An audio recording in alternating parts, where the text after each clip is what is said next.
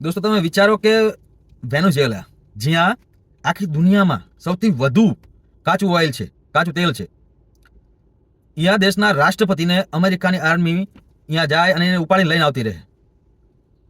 વિચારો, કોઈ પણ નાનો રાષ્ટ્ર હોય પોતાના રાષ્ટ્રપતિ જતો હોય ને તો પોતાના આર પારની લડાઈ લડી લે, પણ અહીંયા એવું કંઈ થયું ના, આરામથી આ જ્યાં લઈ નીકળી ગયા. તમે વિચારો કે અહીંયા કેટલા સેટિંગ બે રહ્યા છે, કેટલા લોકોને ખરીદાય છે અમેરિકાએ. અમેરિકા કાયમ આવું જ કરે છે. તમે હાલમાં જોયું હોય તો આપણે પી ચિદમ્બરમ જે આપણે 26/11 હુમલો થયો હતો ને, આપણા ગૃહમંત્રી એ વખતના, તમે વિચારો પી ચિદમ્બરમ એમને હાલમાં જ કીધું હતું કે 26/11 હુમલા વખતે આપણે કંઈ કર્યું નહીં. કેમ કે અમેરિકાનું પ્રેશર હતું. વિચારો, અમેરિકાને આવી તો સરકાર જોઈએ છે.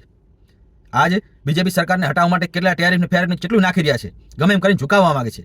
કેમ કે એ વાત એમની માની નથી રહ્યા, અને એમને એવી સરકાર જોઈએ છે જે એમની વાત માને. એટલે આયા જ નહીં, કેટલી એ જગ્યાએ આ પોતાના માણસો બેસાડે છે અને એ ધારે એ કરાવે છે. તો જોઈજો તમે વેનેઝુએલામાં હમણાં જે એક મહિલાને નોબેલ પુરસ્કાર મળ્યો ને, એને સત્તામાં બેહાડી દે ને તો કોઈ નવાઈ નહીં લાગે મને જરી કહી. જેમ કે આ કરી શકે છે. હાલમાં જ આપણે ત્યાં જોયું જ છે ને, બાંગ્લાદેશમાં યુનુસ એને નોબેલ પુરસ્કાર મળેલો છે. તો આ બધું ગજબ કડીઓથી કડીઓ મળતી આવે ધીરે ધીરે હવે.